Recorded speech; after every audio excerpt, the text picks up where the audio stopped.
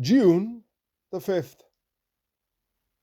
Prayer and a sanctified memory.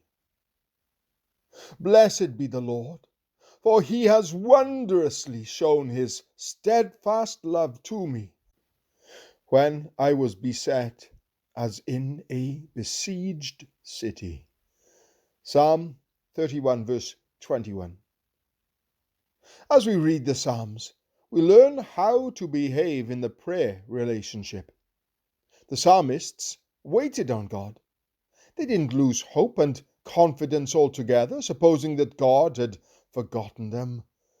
Instead, they waited patiently, sustaining their faith by meditating on and reminding themselves of all that God is, of all God's resources, of all that He'd done for them in the past, of all that He'd promised to do for them in the future.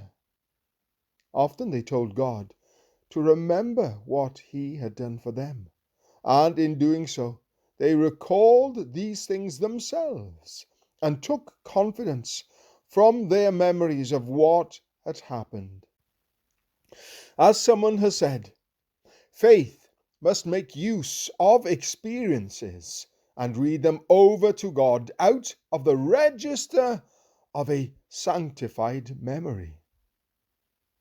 Remember how David reacted when Saul told him that he was only a boy and couldn't cope to beat the giant Goliath?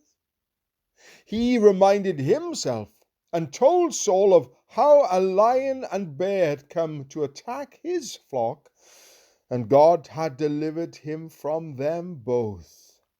This same unchanging God could deliver him again, he said.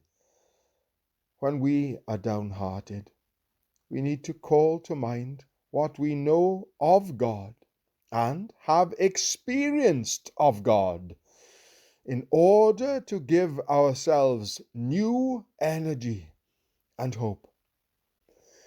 It's important to treasure up our memories of God's gracious dealings with us in the past, and then use them to sustain our faith and hope as we wait patiently for His deliverance and help in the present.